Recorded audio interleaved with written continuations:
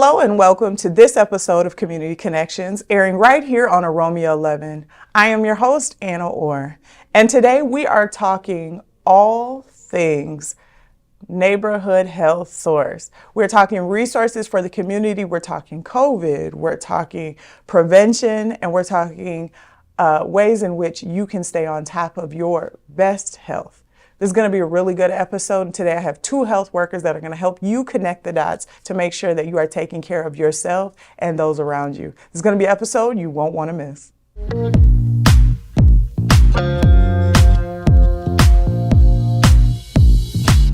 I'm so excited to have both of you joining me today. Can you please introduce yourselves to viewers and the organization you guys are here on behalf of? Absolutely. My name is Benny Tufte.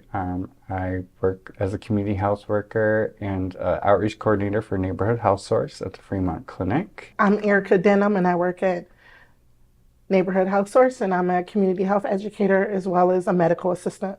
Okay. So I know plenty of people are probably familiar with Fremont Clinic and title, but it is now listed as a health source. Can you guys talk to us about the difference between a clinic and a health source and what that actually, how that services the community? So Fremont Clinic is a primary care clinic where we see patients of all ages, from infant to seniors. Mm-hmm. We have a wide variety of providers, from nurse practitioners to physician assistants as well as MDs. Mm-hmm. We have behavioral specialists, and then we have a large group of community health educators that service the community. Benny and Erika, how long have you both been with the organization? Yeah, so I've been with the clinic since December. Okay. Mm-hmm. And Erika, how long have you been with this? I've been with Fremont Clinic, or Neighborhood Health Source, now about a year and a half. Okay. And you guys talked about being in the community and providing resources as well as popping up, but what other ways are you guys engaging the community? What does your day-to-day kind of look like being community health workers? So as community health workers, we have probably about 19 or 20 of us. We are in different areas, from working with the seniors, working with the youth, doing tabling at community events. We pop up at Cub Foods, and we're tabling, promoting our clinic and the resources that we have to offer. We're out doing pop-up clinics where we're doing exercise classes with seniors, or we're doing heart health fairs or colorectal health fairs, or fairs to educate the community about diabetes. We're out there. And it sounds like you guys are really connecting with people on day-to-day issues. What are some of the most prominent things that you guys are hearing from the community that people are saying, we really need services towards this, or I could use support in this way? Yeah, so one of the bigger, I'm sure as you're aware that we're in an opioid crisis right now. Mm-hmm. One of our opioid team, which I'm also on, we do a lot of outreach in that regard. We hand out Narcan or naloxone. We do Narcan trainings. We hand out test strips to make sure that people, if they're actively using, we're making sure that they're doing it safely, because there's a lot of harmful chemicals out there. So we're really doing the best that we can to put our best foot forward, as well as providing MAT services. Our Suboxone program is a really big draw to help people live happy, healthy, successful lives while still being medically assisted, but able to still have a highly functioning life. And for those who are unfamiliar with Suboxone, can you kind of explain what that is for people? Yeah, so Suboxone is a medication that is designed to help with cravings, help with withdrawal symptoms, and basically allows a person with an opioid addiction to still have a happy, healthy, functioning life with the medication. Okay. Okay. That's really important. I was going to say, and we're looking at the effects of opioid crisis right now, day to day. You guys are dealing with a large population, enough where you guys have a team. Yes. I assume. Yeah. What are some of the other programs that you guys are facilitating out of Fremont Neighborhood Health Resource? So we have the youth healing team where it's a paid internship for youth to learn about ways to heal through trauma. So we have speakers that come in and talk to the youth. We have 2 staff that are doing an amazing job with these youth, which are teaching techniques and ways to heal through trauma. And it's a paid internship. That is really important. When does the internship begin, Erika? So we have different cohorts. So right now they're ending the spring one. And then we may be doing something for the summer, not sure. Or we may be doing something else in the summer, like going out to the community, having youth as ambassadors paid. I'll be helping with that. So it's still under planning right now. Okay. We also have one of our community health educators that is posted up at the Lori Library, and she works with a group of young people there as well on Mondays. That's really important because we know libraries are a dying service. A lot of people are not buying books or going into libraries anymore and utilizing all of the free services. So our kids as well as our communities are really losing out. I'm grateful though to hear that she's over there working with youth, hopefully revitalizing that community for the Lowry Library. Yeah.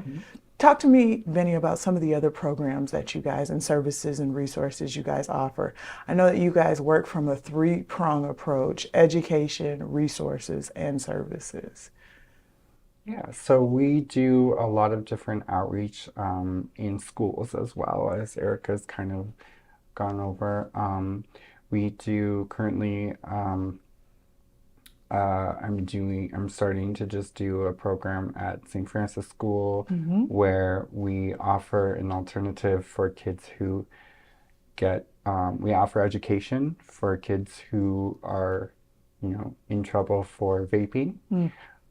So we're providing education and the facts as to what it could lead to, what are the harmful effects that vaping can do long term, and giving them an option, an alternate to suspension. And may I add, I actually forgot to mention I am in the schools, a couple of the charter schools, alternative learning centers. So one in Fridley, one in North Minneapolis, teaching, help teaching sex ed, health class.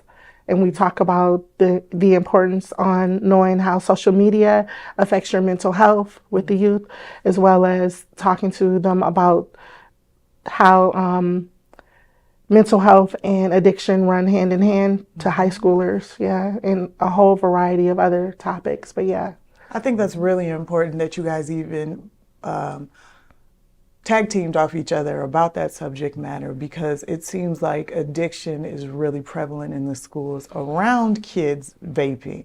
I just saw a picture the other day from a friend who was a teacher on social media, and she had a plastic bag full of vapes. And she said, this is not even by lunchtime yet. She said, I haven't even done the second half of the day. And this is what I've already confiscated from student it's a serious concern. Really? I don't think parents are really navigating that in a way that they see it as addiction. I think they may think it is a phase, or, everybody's kind of just doing it, they'll grow out of it. But the truth is there is a lot of harm to it, and kids are really ending up injured from utilizing these vapes. And it's a good way so vapes are now come in disguise. The way that these companies are making these vapes, if you check your child's room, you wouldn't even know that it's actual vape. It looks like some of them look like a piece to a computer, a little part to the computer. I mean, it's just, they're getting brilliant in the way they're making these vapes, and kids are disguising them from some of their parents, so. I think it's really important to have the discussion around sexual health and mental health, seeing as May is Mental Health Awareness Month. What are some of the concerns that you're witnessing, Erika, in the schools with kids around mental health? Because I don't even think they're making the connections that taking in so much social media is starting to affect my mental and emotional health, or I may be battling already and I don't realize it because it sounds like everyone is experiencing the same thing. I'm seeing a lot of depression and anxiety with our youth. Some of them are admitting it. Some of them are admitting that the social media is affecting them, but it's a strong addiction is what they share, and that it's hard to put their phones down. But yeah, we're seeing a lot of depression, even outside of just the social media piece, just not feeling like they're enough by comparing themselves, but just a lot of things going on at home and in the community. And we don't have enough Black providers, therapists, because of the youth. A lot of them are asking for African American providers, and it's a shortage. And we're seeing a lot of providers, whether they're African American or not, they're not taking insurance now. A lot of them are doing sliding fee, or some, we have some connections with sliding fee scales, but we're not seeing enough help out there for our youth with private pay. A lot of them can't pay private pay. We're fortunate enough, though, at Neighborhood Health Source that we do have a provider that's available, but we need more, especially African American therapists. Hopefully someone that is watching that hears the call to action and answers that call. With any school system, I'm sure scholars across this country can benefit from having your support as well as a listening ear. I think it's important that you're in the schools having this conversation with scholars as often as you are, because it seems like there is some type of deficit from us being able to have this conversation with either other adults or with teachers or with parents. You know, you want to say that maybe you're dealing with something, but you don't want to concern or panic anybody. Right? And then kids continue to not share what's taking place with them, and allows their depression and other mental health issues to fester even further. Talk to me, Benny, about some of the other services you guys are providing. I know that you brought some materials with you to kind of navigate some of the services as well as preventative care you guys are offering. Yeah, so we provide a series of cancer screenings. We offer cervical, colorectal, and mammograms. We do a lot of different, we have a team that does a lot of different mammogram events with the Mammo A Go Go van that comes to our different clinics. And we also provide a lot of assistance with sexual and reproductive health, which Erica also does a lot of education in schools. Monday through Friday, we have free STI testing at our Fremont and Central clinics from 1 to 4. Walk-in. Yep, Okay. walk-in. And then we also have our STI week starting next week. And basically people can come in, they have the free walk-in testing. They also get a goodie bag with different condoms, some deodorants, some hygiene products, some educational materials as well.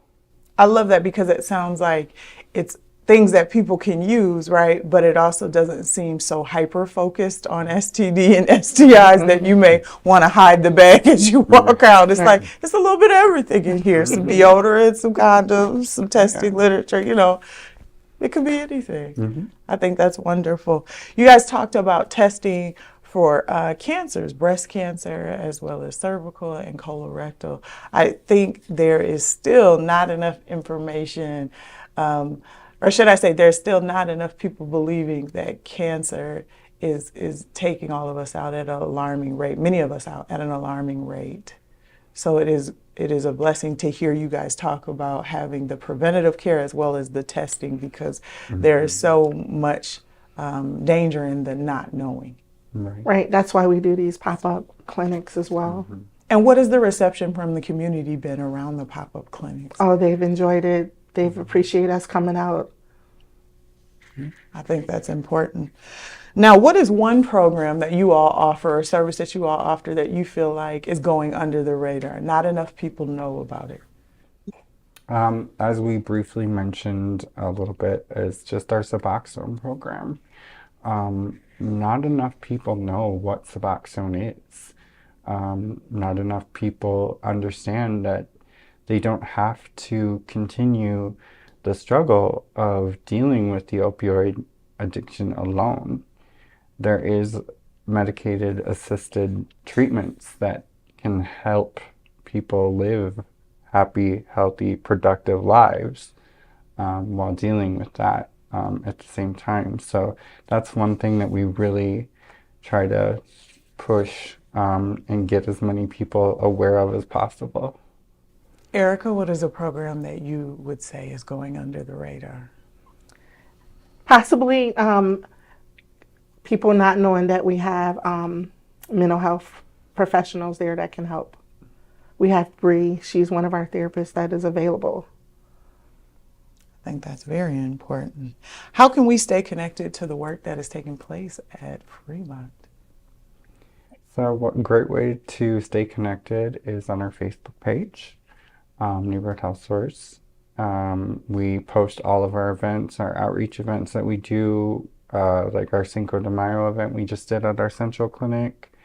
We do different posts for pop-up clinics, as well as like other events like our STI week and like different promotional things that we may be doing out in the community as well. And getting ready for Fremont FunFest, which is a so how we did the Cinco de Mayo event. So now we're getting ready to do Fremont FunFest, which is for the Fremont community all around that area. People are welcome to come. We'll have education, we'll have raffles, we'll have music, we'll have food. What day is the Fremont FunFest for those that are listening and probably getting excited and wanting to attend? So I assume that it is August 13th, Okay. but it's around the second week in August. You can go to our website for the accurate date.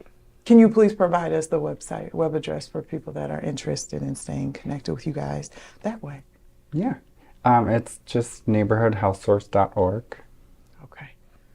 Now, one of my last questions, what keeps you both interested in this work or committed to this work? Because I know this is not easy. You guys listen and deal with a lot of heavy things day to day, week after week. What keeps I'm you excited about what I do. I love working with the youth. I love working with the seniors. I love the variety of this job. One minute I'm a medical assistant working with a provider in clinic, and the next minute I'm out in the community doing something like this, letting people know that we're out there, we're here, and we're available, as well as going into the schools. So that's what keeps me excited, and also seeing people's lives change by education, by getting treated, by getting their physicals yearly. Yeah, and honestly, the joy that I get in knowing that I'm making a difference in somebody's life for the first time in a very long time. I went from working retail for over a decade, where I was helping people, buy expensive handbags that they didn't really need, and now I am actually providing things that really help them and really provide assistance for the long term for people to live healthy lives. I think that makes a lot of sense. You talked about not only doing this work in the community, but also being in scrubs throughout the day as an MA. What made you want to go on both sides, not only be in the exam room, but to actually go out into the community and start connecting with people in that It way? actually happened by chance. I went to school at MCTC a while ago and happened to luck up on this position, but they needed someone in a dual position. So I was really kind of trying to get out of the scrubs and do the whole community health. But it's nice to have the dual position. I was going to say, and I'm sure it provides you with a certain level of knowledge so that if you are witnessing any type of medical issue in the community, you're able to assist. That's true. As well as I'm the MA that helps for the pop-up. When we do a large, we do a lot of large pop-up immunization events. So I'm able to be there and help out with that, use my skill. Now, lastly, COVID-19 is still among us. How are you all navigating COVID-19 or trying to keep that conversation alive in the community? So we let the community know that we're still there. I mean, we're still here, able to give the shots. We're still giving out COVID shots. And we haven't done any COVID clinics. It's really popular in the winter and then the flu season. But we're there, and we're still seeing some people test positive. So we're still treating people.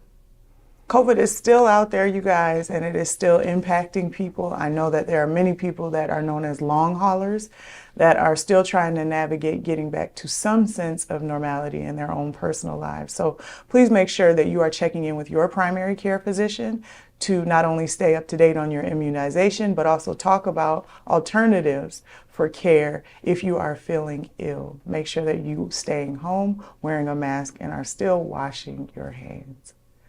Erika and Benny, I am so grateful to you for coming in and talking with us about the work that you guys are doing at Fremont Neighborhood Health Source, but also across the greater Twin Cities area. Thank you for joining me. Thank you for the Thank you for opportunity. having us.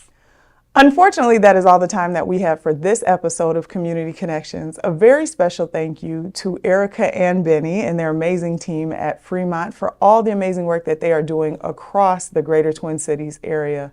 Please make sure that you are checking out the website as well as their social media handles to stay up to date to what's going on in your community and to join them at one of the pop-up clinics to make sure that you are taking care of yourself. As always, I am Anna Orr. This has been Community Connections airing on OROMIA11. I look forward to connecting again with you soon.